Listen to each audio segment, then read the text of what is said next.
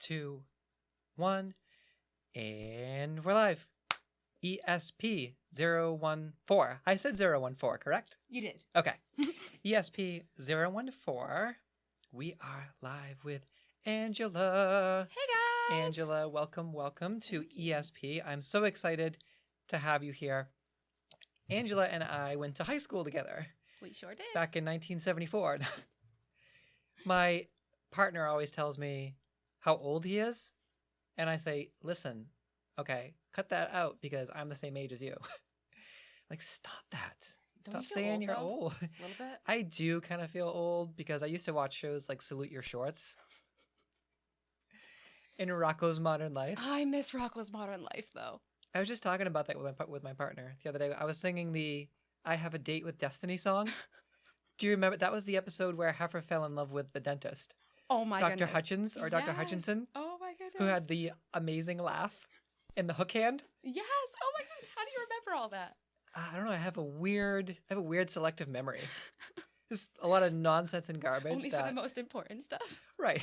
Only for the most important stuff like Rocko's Modern Life and Salute Your Shorts. Do you remember the Awful Waffle from Salute Your Shorts? No. Awful waffle, awful waffle. I don't remember that at all. They took Sponge. Do you remember Sponge? Sponge was the nerdy kid. Maybe I don't remember the with show the glasses. as well as I thought I did. Salute Your Shorts? Yeah. I don't think I do. They took Sponge and they the awful waffle was they basically just put they like hold you down to a table and just put like maple syrup in your belly button. and then that was it. And then they just let you up and they're like and then they put your shirt down and then it gets all sticky and obviously it's warm, so you're sweaty and it's But you just go like take a dip in the lake and you're good. So yeah, so Salute Your Shorts. Hey Dude. Do you remember that show? I don't think I do. Down. So a little tidbit about me: I was kind of broke as a kid, so we like didn't have we didn't have cable.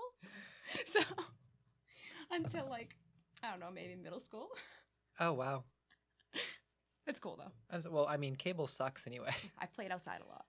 Yeah, I did too. I did a lot of Nerf guns. Yes, and snow nighttime forts. tags. Yeah, Manhunt. Manhunt was amazing. Yep. I don't think my kids will even play that. Really? Yeah, I don't think it's safe enough. Oh. It's dark. Yeah, well, depending on which city in this area you live in, it might not be safe to do Exactly. do urban manhunt. Right. Especially not with the if you go in the wrong neighborhood or too close to the police substation playing a game like that, you'll be in trouble. Oh, right. So, yeah. So we also did martial arts together. We did. I am actually probably this Friday going to sign up for Krav in New Bedford. Yeah. Because I want to do something that's just like simple and legitimate. I don't want to say legitimate because where we went was pretty legit, but I want to do something that's less flashy form and more serious. Like, let's learn how to actually defend yourself. Yep. Until we had those like after time lessons, we didn't get to learn how to really defend ourselves. The after hours, the 9:30 session. Yes. So Fairhaven Martial Arts was pretty amazing. There's a plug there, although it no longer exists. So that was Sensei Steve was pretty amazing. He was amazing. Yeah, I think he's just focusing on family now, though, I believe. He's actually a court officer. Oh, that's right. I remember hearing that. Yep. So that's pretty They cool. get good benefits. Right? And that's a good job for somebody who's trained. Yeah. So that was a combination of, at its base, it was Ed Parker's American Kenpo, and that's what everyone in the United States knows and took. But then he also recognized that it was limited and said, after in the adult class and then in the 9:30 after special training sessions, we're going to do Aikido, BJJ. There were a couple of other forms that he integrated. A bunch of them. Like anything he could get his hands on. And a lot of practical hand-to-hand too. Yep. So that was nice. So I do have a background in sort of, you and I both have a background in sort of practical martial arts. I'm excited to actually go to New Bedford Krav. Right. So, you have a good foundation. Would you ever think about doing that? Yeah. Yeah? Maybe we could do it together. Maybe. Ooh. We have to spend more time together anyway, so. Yeah.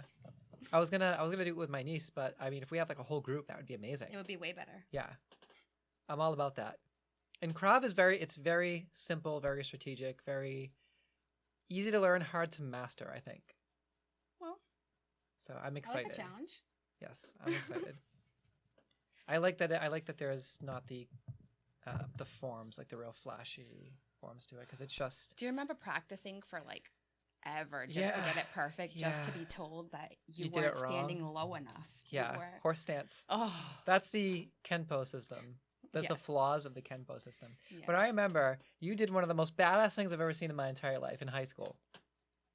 So for some reason, the guys that we went to high school with were like total soft boys. And the guys never fought. The girls fought all the time at Fairhaven High School. Mm-hmm. The girls would just absolutely just pummel each other nonstop. Yep. Never stopped. And, oh God, what was her name? Lauren, I think. Lauren Ford.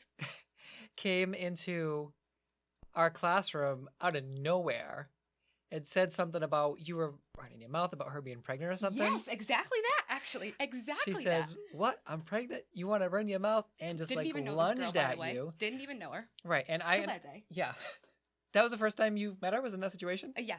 That's crazy. Yep. So I had seen her in passing, but I had never actually like spoken to her. That's ever. So weird. And she was kind of new in our school, if I remember. She was. Correctly. I think she came from New Bedford High. I just don't want to assume. She sure that she came from New did. Bedford, Imagine that. Okay.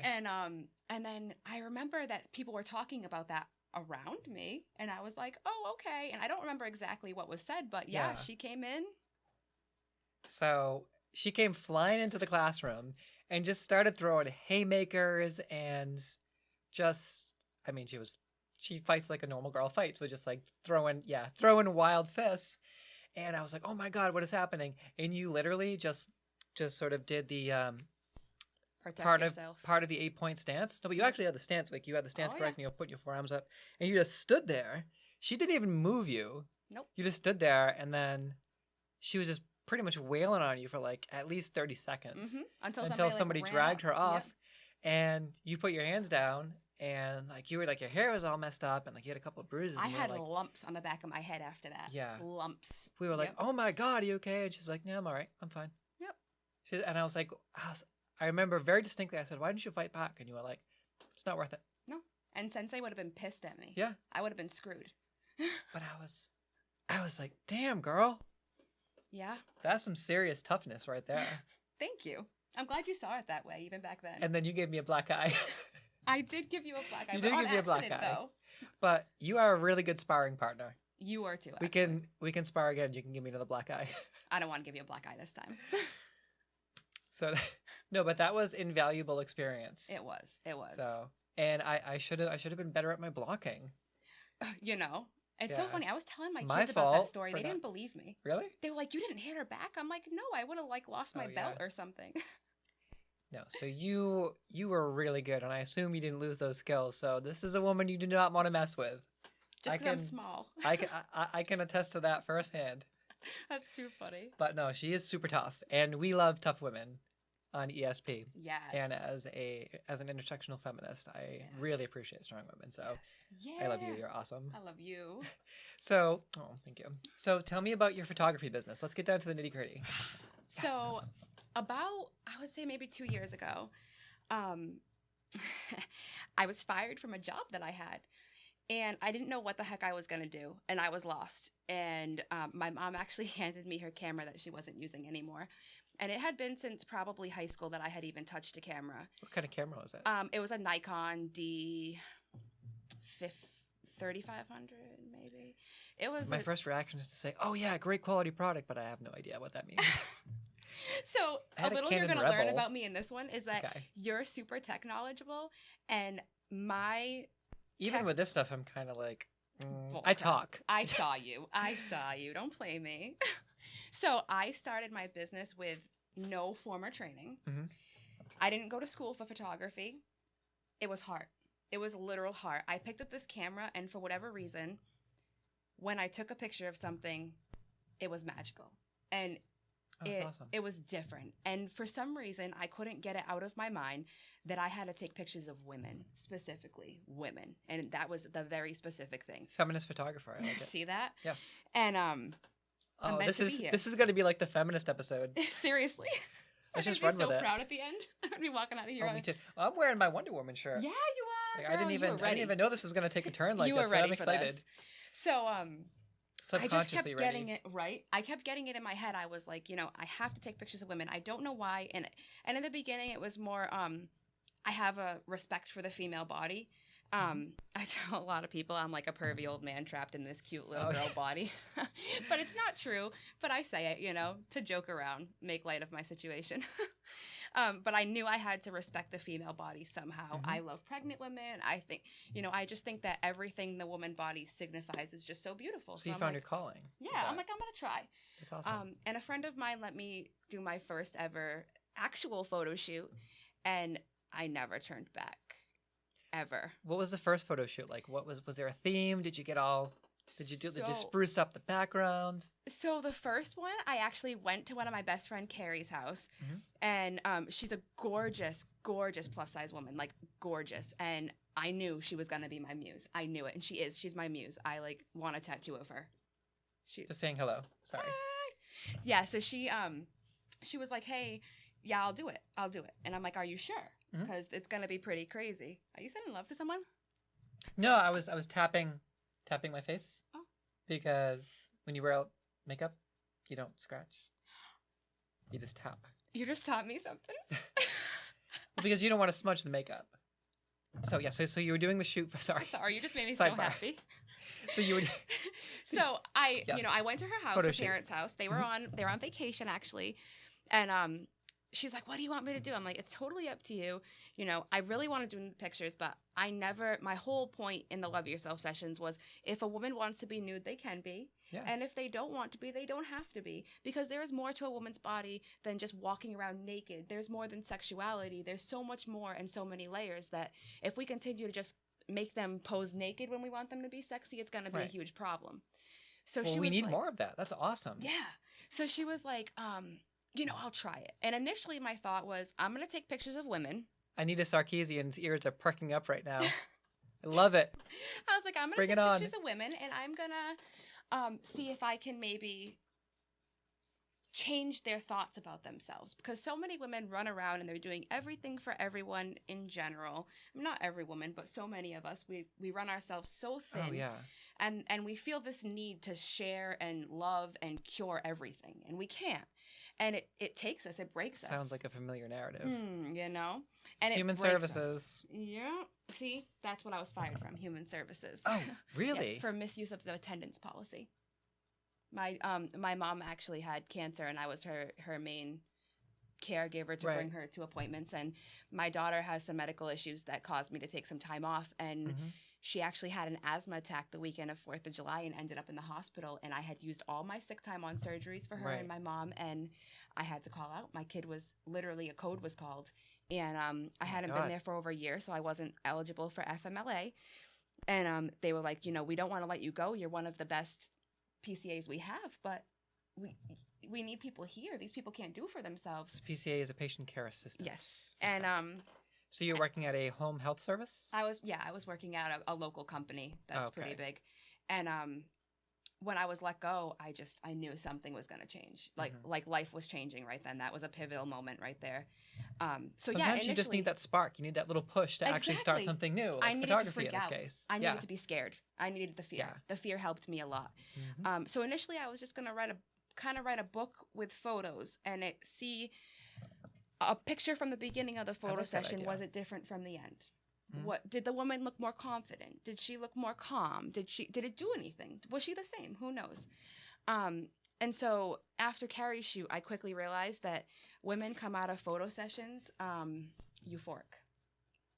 Okay. Euphoric. That's the word for it. So I do a lot of independent photo sessions on my own, and I feel the same way. Only if you have the right photographer. I was just using the timer on the you iPad. do your own, girl. I got you. You need me to do pictures of you. I so do. bad. I have this amazing bathing suit that I would really love to. Well, I did selfie photos in my room, and then a couple of mirror photos. But I love mirror. I really want to do a trans woman bathing suit. You doing your shoot. makeup and whole everything. I would be honored. Honestly, Yeah. I really would be. Oh, thank you. So yeah, and then I realized that women change when you take good pictures of them, and that the amount of women who don't take time for themselves is actually disgusting.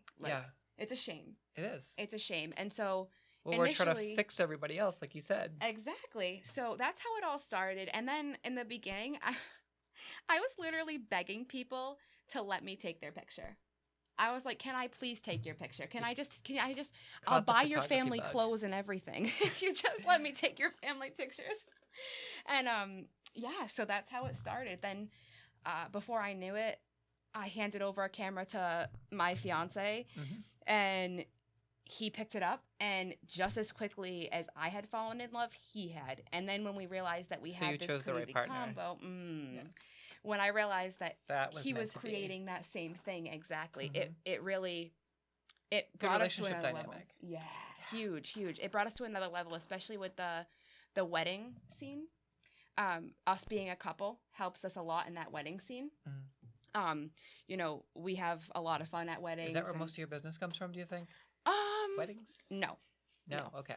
I would say, I think traditionally that's what most people think, is that photographers make all their money on weddings, but so I guess if you put it money wise, probably I make more money on weddings. But I'm actually we're doing our best to make it so that we have so many clients with love yourself sessions. That's what I call my boudoir woman photos. I call them love yourself sessions. When you said that, I was wondering what it was, and I'm like, I'm going to ask later. Yep, I call them love yourself shoots because I feel like when you say boudoir, that's a naked woman in a bedroom. And if you say portrait photos, that's a real estate agent. If you say woman photos, that sounds creepy. But if you say, would you like to do a love yourself shoot? That's a whole nother ballgame. That's, hey, what do you like to do? What do you want to represent yourself as? Let's do that so you can love yourself. I don't like being totally naked. No, neither do I. And then there's women who, with clothes on, they feel hideous. But naked, they feel, you can see the light shining out of them in my pictures when they get naked. It's a whole different thing.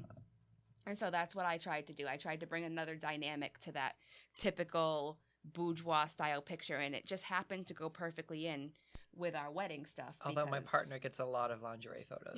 Yes. A lot. We're going to have to do some for him. Oh, so they're not all from selfie angles, you know? Josh, I hope you're listening. I'm good with the angles.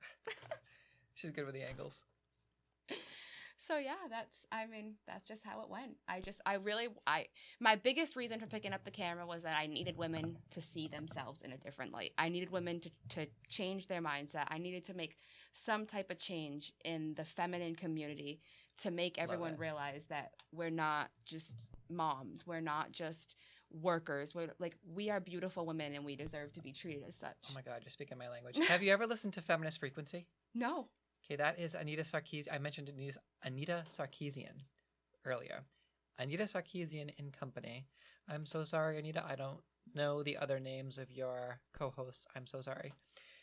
Anita hosts Feminist Frequency, which is a YouTube channel that is basically just a feminist channel.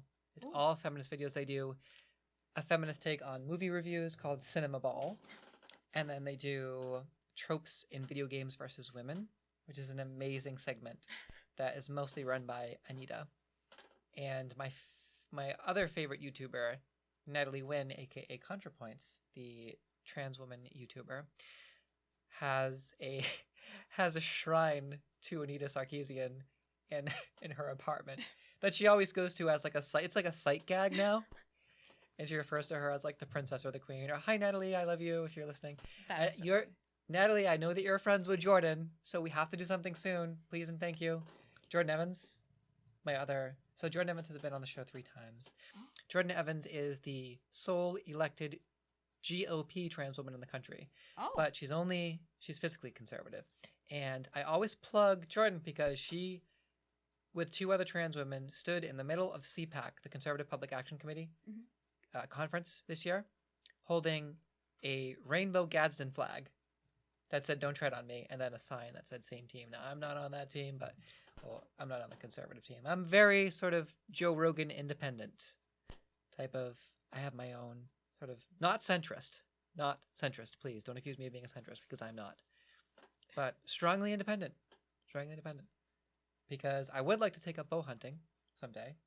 I would love to take up bow hunting. I can see you bow hunting. Yeah? Yeah, 100%. I want to do Krav. I want to do... You better look like a warrior when you're doing it, though. Oh, so I will definitely be doing, like, camo eyeshadow. Yes. Or just a smoky eye. I could see, like, long warrior braids. Oh, my God. Now you're speaking my language. But I was just listening to the newest episode of the Joe Rogan Experience. Hi, Joe. I know you're not listening, and you it's going to be a long shot for you to listen, but someday I want to be on your show. But that's like the pinnacle. So Joe Rogan's most recent guest, just came out today, is a spear fisher woman. She basically travels the world, does multimedia spots for money to promote books and organizations and whatnot. But professionally, she is a spear fisher woman. So she dives down, she free dives in the water and shoots these big ass fish with we actually spear saw guns. a documentary about this lady, I think. Oh, did you? I think so. Does she have a documentary? Valentine? I think so. Yeah. So me and my husband were watching something, and these ladies will go. An old lady was doing it too. Oh, she's not old. There was an old lady doing it, and she was going. Well, you can be old and beautiful. Sorry, go ahead. So, truth. So, as you can see, so yeah, they was spearfishing and throwing it underwater. Yeah. These huge ass. Yeah, that's crazy. Yeah. I sit like this, by the way, when I get into like a super feminist headspace. This is like my act of defiance. This is as masculine as you will ever see me. That's doing this. I think that's pretty much it. This is the most masculine I will ever be. As one arm up. This is my feminist confidence pose. You're killing me. Yeah, but I would love. Yeah, but yeah. So you were watching the documentary. Oh yeah, I forgot what I was saying now. Oh, that's okay. So, and then Joe Rogan was talking. So they were both talking about their first experience hunting. So she hunts fish, and Joe Rogan hunts deer. So they both said the same thing: is that the first time you make your first kill, and then you skin the animal and cook it and use, for all of my super liberal friends, you cook and use every single piece of that animal and or fish. Yes. That's what a good bow hunter does. That's what Valentine does. Yep. That's what Joe Rogan does. And he talks about it all the time. That's what Eryn's going to do. Yes, you use every part of that animal or fish, and then you season it. And they were both saying that cooking that meat, whether it's fish or venison, deer, etc., whatever meat you're cooking, what's the difference between, is venison? It's deer. Okay, is it baby deer? No. What am I thinking of? Oh, that's veal. Veal, yeah. Okay, veal so is baby cow. That veal is baby cow. Yeah. So venison is not baby deer, it's just deer, right? It's just deer, yeah. Veal I will not eat. No. Okay. Venison I will eat. Yeah, venison is yum. So that is the prime cut of the deer, I believe. Okay, right. So now that that's out of the way, kill the deer, you skin it, and you use every portion of that animal. And Joe Rogan talks about, he's got a meat locker, and he kills one buck, and it basically feeds him and his family for the whole summer, or for at least a month. Yeah. Or longer. And they use every part of it, and then the antlers, everything else, you can keep that. Yep. You can send it to an apothecary to make medicine. I saw a lady who makes like these little jewelry out of antlers because they're charms. Like naturally shed antlers, but right. Well, I mean, if you're killing an animal, taxidermy is where it's offensive. Taxidermy is where it gets offensive. Yeah. But if you're just putting the antlers up, I can see that. Yeah. As being. She was making paying rings. Homage. You can do that too. Jewelry, charms, etc. Very interesting. Right. So I would like to get into bow hunting and cook that meat. Cook up some venison. So yeah, so that's my spiel on Joe Rogan. I really like Joe Rogan. He said some things that are pretty insensitive at times, but he also has trans friends and friends in the LGBT community. And most of the things he says, not so much insensitive. They're just sort of very middle of the line. He's very live and let live. And I mentioned that before. But he's very middle of the road, and he does learn and he does adapt based on new knowledge. But that's good. That being said, that aside, we'll table that. Back to feminism and Anita Sarkeesian. So yeah, ContraPoints has the shrine. That's like a slight gag. And I think that being a female bow hunter that uses every part of the animal would be pretty boss, pretty badass. Yeah. I'm all about that life. I taking pictures of you hunting would be pretty awesome. I can see it. But you got to use every piece. Yeah. No, definitely. It's people that hunt for sport should not be confused with people that actually hunt and eat and use every part of the animal. Yes. Big difference. Yes. Big difference. So, actually bow hunting, if more people did it, this world wouldn't be so bad off. Well, everybody would have food. Everybody would be hunting for themselves, and they would shut down a lot of these meat factories. Yep, and there wouldn't be so much pollution and all of that. Yeah, it's the big factories. And even with fishing, and they were talking about this too, because Joe Rogan is a hunter and Valentine is a spearfisher woman. Yep. And they were talking about how the big industries, the big fishing industries, and the big farms, the big meat farms. Well, that sounds like that's a crazy word to say, meat farms. Sounds wrong. The big food companies will just shut down or try to shut down and speak out against these little, the little people that,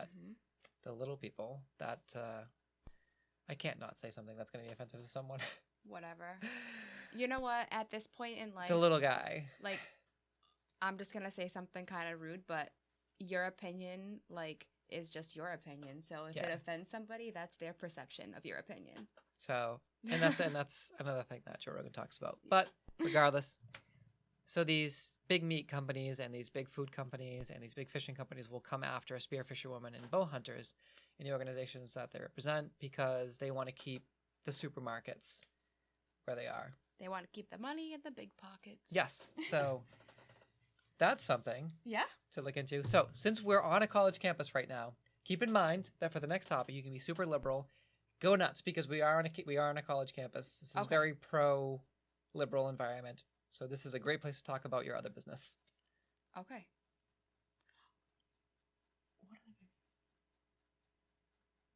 What are you talking about? Don't you make edibles? Oh, yeah, I do. I do. Okay. So yeah, I do. Really good ones too. Okay. I make baked goods, and yeah. I don't really know what you want me to say about it. Edible baked goods for medical purposes. Yes, I do. I do, and they're really good. Yes. Yep. You're making money doing that? Decent supplemental? Yeah, that's pretty much what it's for. It's pretty much just so that Little I extra. can have the medicine that I use. Yes. That I actually make. And it is medicine, plant-based medicine. Yeah, I was afraid to get oil or anything from anyone else. CBD oil? Yeah. So I chose to take the actual plant and make the oil myself so that I know there's no additives in it, there's nothing else in it. And I have a lot of family members who really needed it, so that's really why I started doing it. Perfect. And don't eat the whole thing. Right? I One definitely bite. couldn't. So, yeah, that was something, we were kind of thinking about talking to local dispensaries, seeing if maybe I could get in on a baker's level, because I bake some of the yummiest goods that I could anybody's totally ever tried. see you working for a dispensary. Yeah. making like a whole slew of edible baked goods. Being the baker. With crazy names, making up your own. Right. But like, it's such a process. Like Hungry Horror. Right. It's such a process, and you don't, like... Purple Vampire. And then finding somebody who will, like, foot the bill. Dragon Slayer. You're killing me. All good names for different flavors of brownies. I'm just going to have brownies. you around for names. Okay. And taste testing, apparently. Rubber Baby Buggy Bumper. That's an Arnold Schwarzenegger reference. You're such a dork. Oh, I am. So yeah, it's not the biggest, like, my photography is definitely a much larger scale thing that I do. You should make an edible brownie flavor called, well, here's Wonderwall. I will do that. I actually made a really good brownie flavor that had, like, cinnamon and cloves and stuff, and it was like a spiced brownie. And cloves. Yeah, it was really amazing. good, and because cinnamon hides the flavor of marijuana very well. We're getting a lot of thumbs up for the talk about edibles right now. Hey guys, probably nobody even knew that I did that. Yeah, that's amazing. Yeah, it's cinnamon fun. and clove. Oh my god, I love cloves. Yeah, I used to smoke clove cigarettes back in the day. Maybe that's nice nostalgic to me a little bit. Oh, could be. But yeah, if you put it with marijuana, it kind of hides the flavor. So, a lot of people don't like the flavor of baked goods, but the one feedback I can say that I've consistently gotten was they work for their pain. Oh yeah. And that it didn't taste like marijuana, which shocked everyone, because almost everyone who's tried it before went, oh, but I don't like the taste of it. And I've immediately gone, okay, but mine don't taste like that. Right. And they don't. It tastes yummy and delicious. Yeah. And I pick strains based on what people need. So if somebody has, like, muscle issues, I'll pick a strain for that. I do actually do custom orders, so like custom cupcakes. So wait a minute. So you custom tailor the strain to the person's medical needs? If I can get my hands on it, yes. And you're not working at a dispensary? No. With that knowledge? No. Oh my. Okay, you need to do that like ASAP, girl. Yeah, I do research into the strains that are readily available at that time, and if somebody's You're like Rasta Green Jesus. I love it, and I'll add in like female Rasta Green Jesus. So I'll add in things. So like for instance, my sister-in-law has huge back problems that cause inflammation. Mm-hmm. I'll add in inflammation is ginger a huge problem with the society. turmeric The food we eat. and cinnamon and all turmeric. of these things. Yes, turmeric can save lives. I'm telling you. I All put of it these on things everything. help with Load it up. inflammation. So you Yeah. add that with something that helps with pain. Now you're taking away some inflammation. You're taking away some pain, and voila, we have magic. How about a flavor called CBD-gasm? I'm gonna use that one. I'm totally stealing it. CBD-gasm? Okay. Yes. Yes. So where is the closest dispensary around here? Closest. I always make up one new word every podcast. The closest there's one opening in Fall River. Actually. Oh, is it really? Yeah. Wow. We came across it the other day. Really close. Yeah, it was. God, where were we? Do you know where Ocean State Job Lot is? Yeah, I believe so. It was somewhere over there, and it was totally Okay. hidden off the road, and we only knew because Yeah, they're the usually sign hidden was in so weird pretty. spots. Yeah, yeah. So I think that's probably going to be the closest. I know Fairhaven has one. That's right. I remember hearing about that dispensary. Yep. And then Swansea, actually, I deliver to newspapers as well because I don't do enough, making edibles and right. and running a So photography you have business. you have 3 jobs just like me. Yeah. And one I have one I don't get paid for, which is this right now, but I will at someday. You too, please monetize me. Thank you. Yeah, but this is your heart and soul.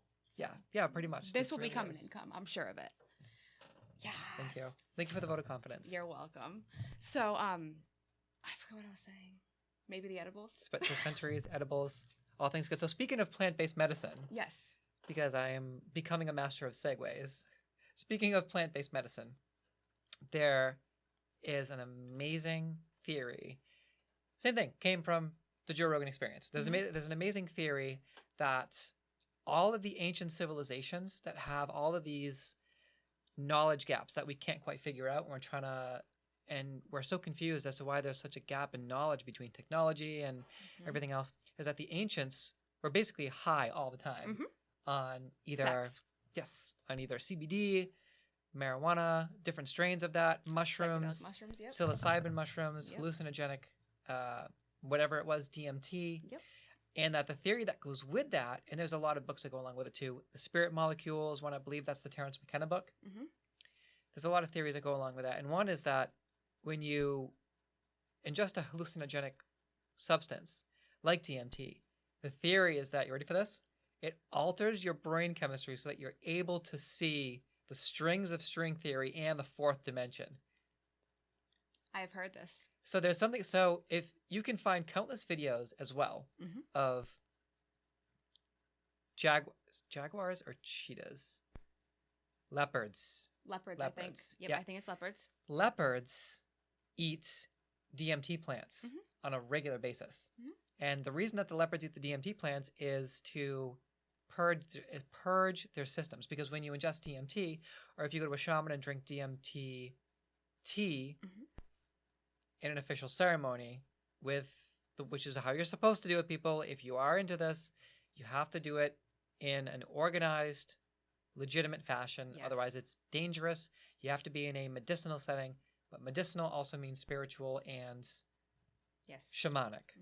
Okay, so that is a legitimate situation. Yep. Okay, so the leopards will ingest the DMT, and almost unanimously, almost everyone that has written about experiencing hallucinogenic substances, specifically like DMT, report seeing leopards for some reason.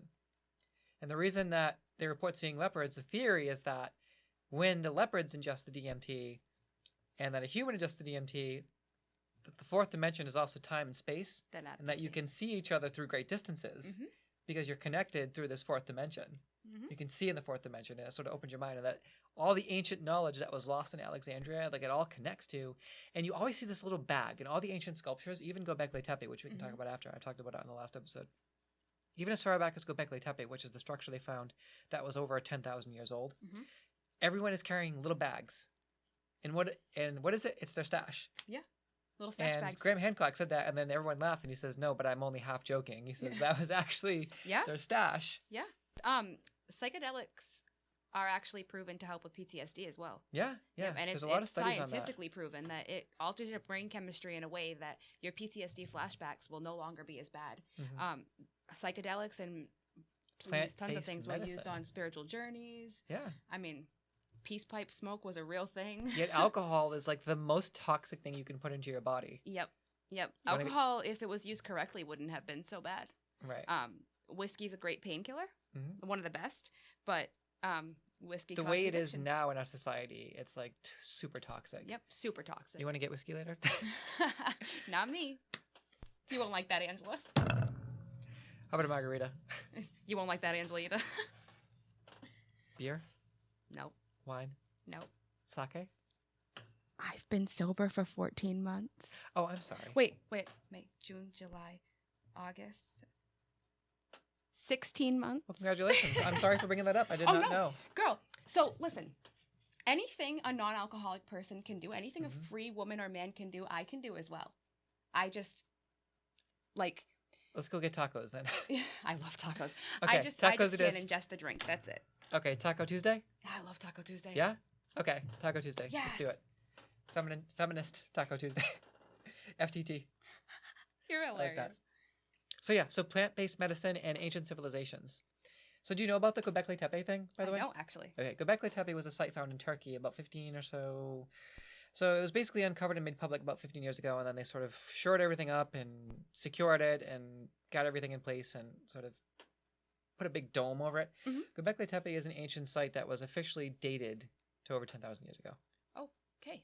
And there's these stone pillars with three-dimensional carvings carved on these stone pillars, like intense three-dimensional carvings that are about this big, about 3 or 4 feet by 3 or 4 feet.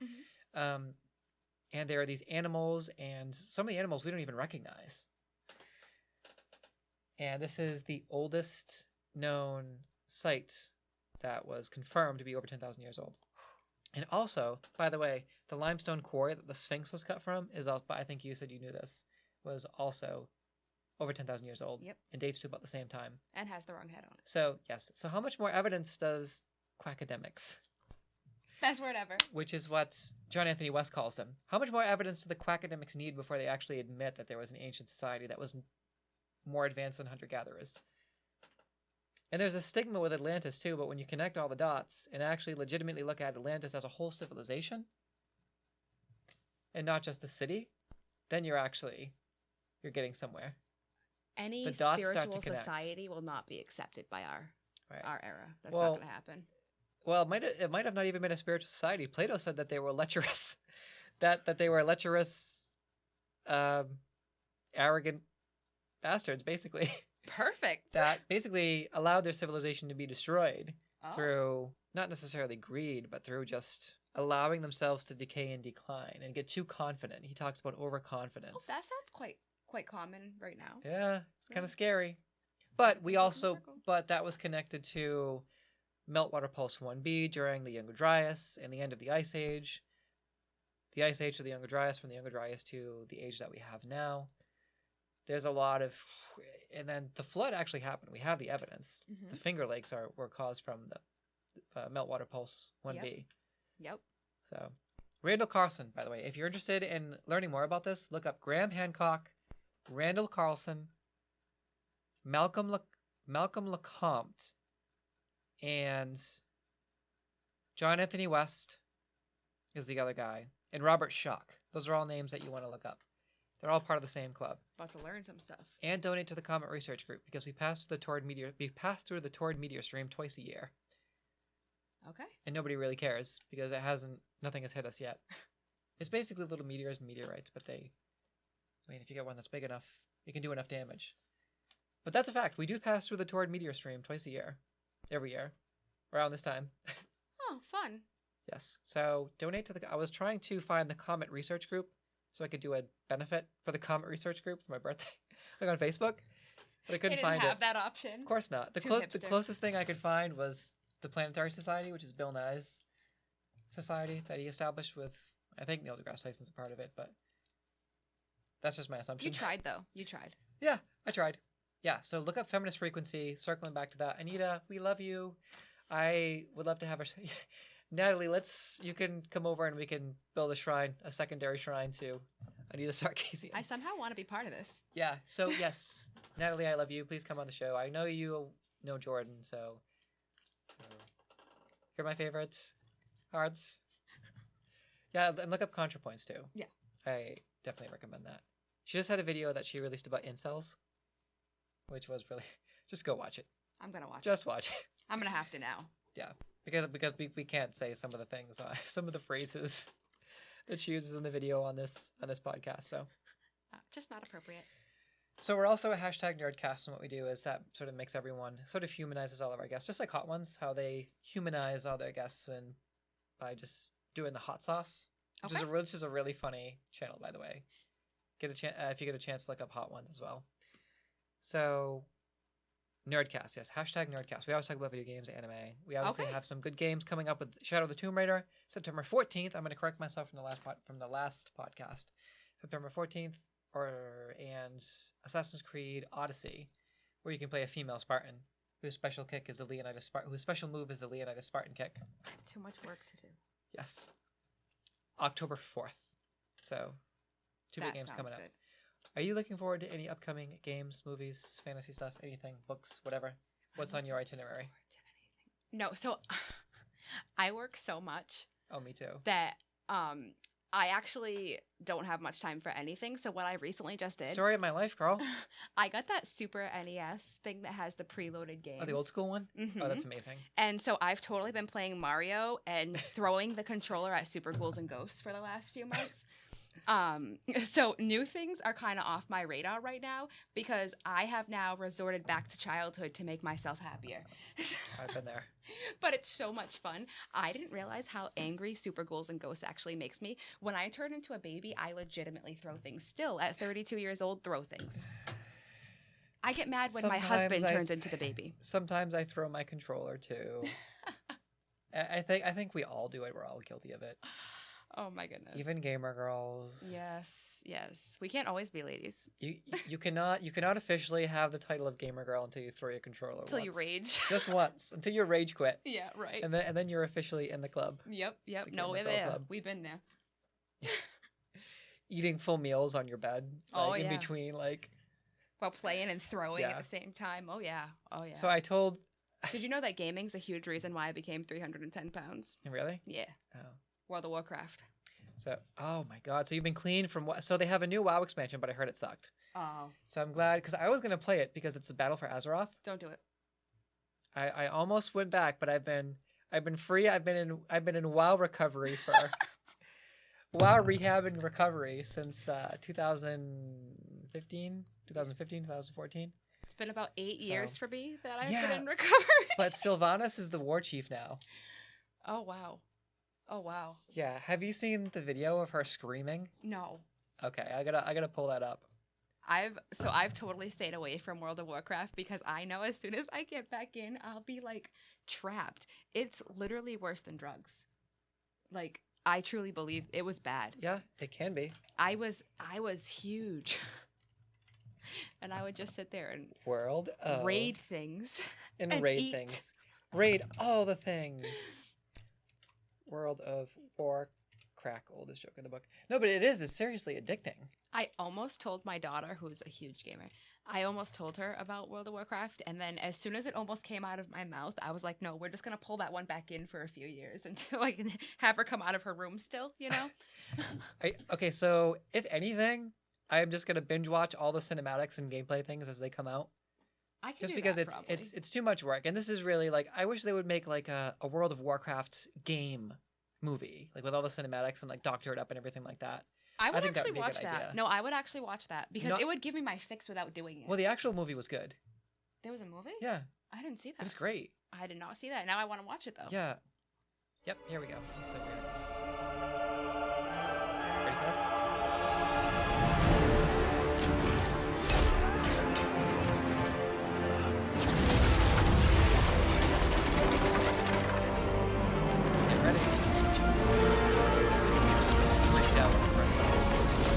Here we go.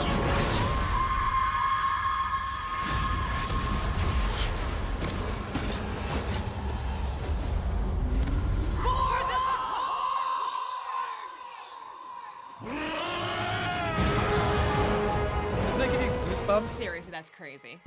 All right, one more time. And that troll looks crazy too. Yes. The graphics are insane. It's so good that you have to watch it twice. Let's go full In her screen. eyes. I just want to hear that screech one more time.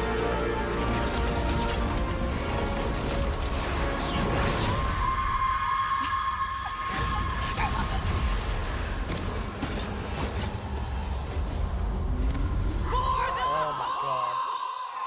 I kind of just want to get a horde tattoo, like a small one, just because of that. Yeah.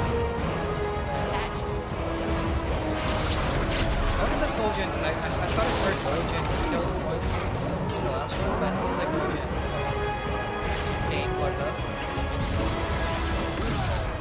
How incredible is that? That's pretty awesome, actually. Oh, and I see that. That must be the... Oh, no, it's Game of Thrones. Yeah. Just kidding, guys. How much do you love Game of Thrones? I've never seen a single episode. Oh my god. Yeah. So I don't watch much TV because I'm so busy editing pictures. I'm pretty sure Game of Thrones gave everyone in the queer community PTSD from the Mountain and the Viper episode. Now I'm going to have to So- watch that. Yeah, the Viper was like a representative for the queer community, and then yeah, the Mountain happened. Oh. It was the whole show was pretty horrific. That sounds pretty awful, actually. Yeah, I kind of like, ugh, I don't want to talk about it. No, no more. Yeah, although The Expanse is one of my favorite television shows. Ooh, last thing, because I think we got to wind down soon. But have you ever seen Attack on Titan? No. Oh my god. Okay, so we're gonna nerd out right now, everyone. Attack on Titan. You ready? Let's go. If I was to say to you, do you like anime? I do.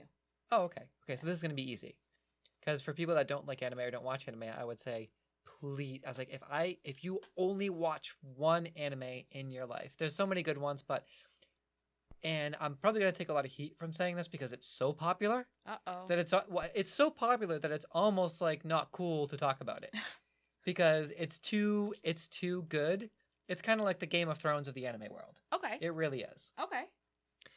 And it's just like so everybody likes Attack on Titan, and then it's like, oh god, here we go. We're gonna talk about Attack on Titan again. Yeah. But I just finished finally, like a few years late. I finally finished the first season. I have never in my entire life in an anime. I mean, in an anime, I've been like, oh my god, like Cowboy Bebop. I had that, oh my god, clutching my chest feeling like this is so amazing at the end, and like, like overwhelmed All the with. butterflies and such. Yes, Yep. yes, Cowboy Bebop, Neon Genesis Evangelion. I was kind of like the eye popping. Yep. But at the end of season 1 of Attack on Titan, I was literally, my whole face was covered. I was just like this the whole time. I'm yelling It actually shocked you? Yeah, it shocked me, and I was yelling at the TV. I was yelling at the main character's name is Eryn. Imagine that. But How convenient. yes, Eren. And I was. Oh, that's a cute way to spell it. Yeah, I like that. I was shouting. Well, he's a guy, but I was shouting at the TV. I was like freaking out. I'm like, get up, Eryn, get up! And I'm screaming, and the music is just getting really intense, and I the love the Titan is music like in closing in animes. on him. And then he has this moment where he's just like, I will kill everyone, and just freaks out. And That sounds he has wonderful. like this DBZ anime moment, and I'm pretty sure me and my Just- husband are gonna start watching this tonight. God, and like I was just and I was like, I was literally saying, oh my god, like what is happening? And then there's this one moment where it's just a big plot twist, and you find out that one of the you find out who is behind. And this is all in the first season that you watched? Yeah. There's this whole big thing, and it's like basically the whole season is around these three Titans. First half is about these two.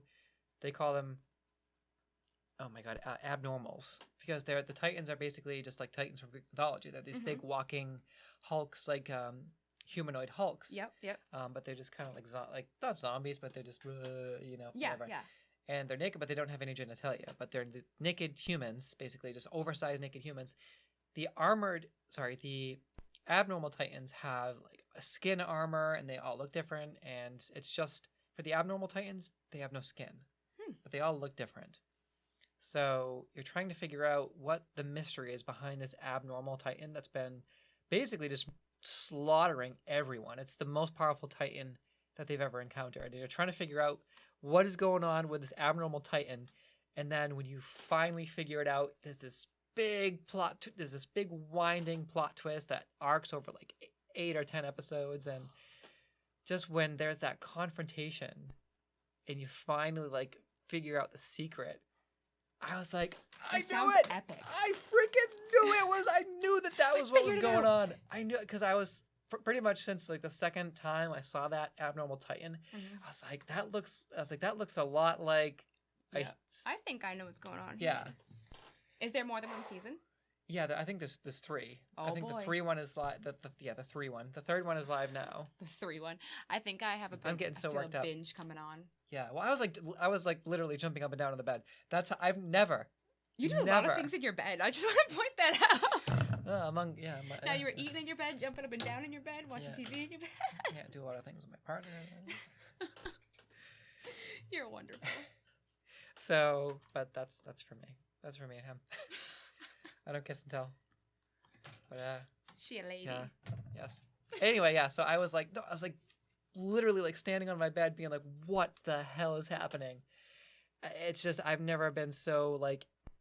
My whole body was shaking at the end of that episode. Wow, that's intense. Yeah. So you were like really excited about this. Well, there's like sparks flying everywhere, and like the buildings are being destroyed, and like the music is like this big epic orchestral ballad. Epic battle scenes are like. And the scout regiment is just like flying back and forth with their ODM gear, and they're attacking, and the Titans are fighting, and it's just. It's bright, it's loud, it's exciting. Yeah, it's bright, It's loud, and it's exciting. Yes. And that's just the end of the first season. Imagine how good it's going to get this season. So the first season's on Netflix, and that's where I watched. That's what I'm going to do. Yes. So, and it's super just, it's so intense, and the themes are just so, it's basically like an R-rated, M-rated anime. Nice. And it's just so gritty and dark and just gory, but the story is... exciting. It was the most amazing. I'm definitely watching it. Okay, so yes. I hope my husband's seeing this. So yes, for anyone that just came in, please watch Attack on Titan. Right. And I know that it's old, but we're gonna. Have you heard the intro? I'll just play you the intro, and then we'll. I want to hear it though. This will be like our outro music. So, do you have anything else you want to add? I think we talked about photography, edibles. Do you have anything else you want to add before we kind of do the outro here? Oh no, I'm good. Okay. Oh, I'll say my photography business name is Amaya Photo. If any of you want to find me, I'm sure that Eryn can tag me. Yes. If any of you want to love yourself shoot, I'm your lady. Awesome. Say it one more time. Amaya? Amaya, yep. Amaya. Okay. So it's actually my first and last initial with my middle name. Oh, okay. Because my middle name's May. Super country. So I'm not finding just the first one. It's making me go through... whatever, I guess we'll just do this. And then we'll stop it. This is just the intro. Oop, but we're watching a... You know what? Well, that's not so yeah, so let's take this time to watch an advertisement for the new Naruto game. So interesting thing about podcasting is that you can play basically anything you want on the podcast as long as you're criticizing it and discussing it. Criticizing it. I like the cell shading. This is a commercial, by the way, for the new Naruto game. It's a cell shaded Naruto. Is this a fighting game? It looks like a fighting game, yeah. Is this Naruto or Boruto though? Because Boruto is Naruto's son. How did I not know that Naruto had a son? I think a lot of people didn't know. I think we kind of phased out of Naruto. My kids. I did. My kids are 11 and 12, and they watch the Naruto series. They're like watching it now. So they watch Boruto. No, they're watching the original from the beginning. Good for yeah, no, you, I have the coolest kids ever. Yeah, sounds like it. I really do. So Shinobi Striker? Oh my god, there's so many good other than that. So, that looks really fun. So this is opening 1 for Attack on Titan. So seeing the fire there, I can imagine how good that last scene is when you're saying bright and all that. So based on everything I just told you, try to put it into context based on what you see here, because the opening gives a lot of context to the series. love this song so much. Wow, their color choices are really intense. Yeah, it's the They're, screen is covered in blood. dramatic. Yeah, it is. It's covered. That's Eryn.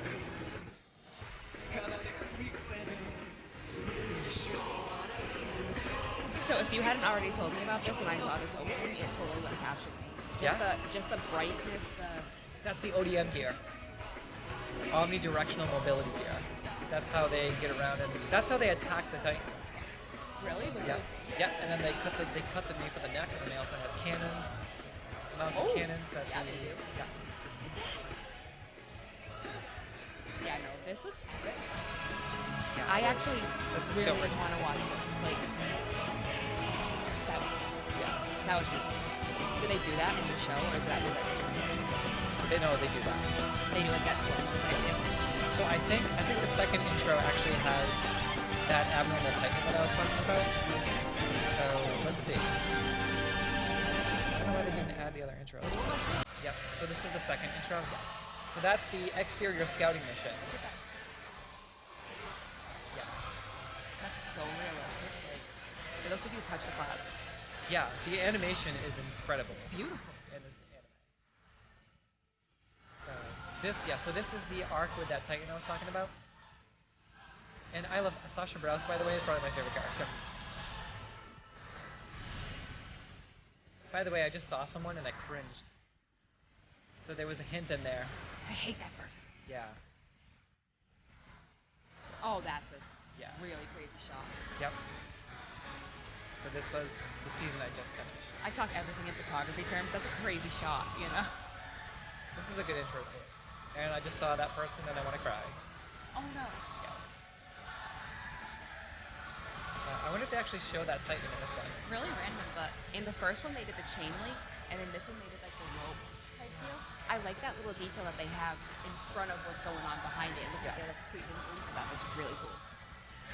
That's not something you see very often. Maybe they don't show that Titan. I thought they did. So, big secret. Makes sense. Oh, that's the little picture. That little one right there. Well, It was that the Titan was in the shadows. oh, that's I haven't really seen gorgeous. That. Yeah. Well, let's just watch the rest of it. Yeah, anyway. I mean, we're like This two is thirds of the way this there. is the season 2. Yeah, season 2 opening. Opening 3? Opening, yeah. So season 1 had 2 openings.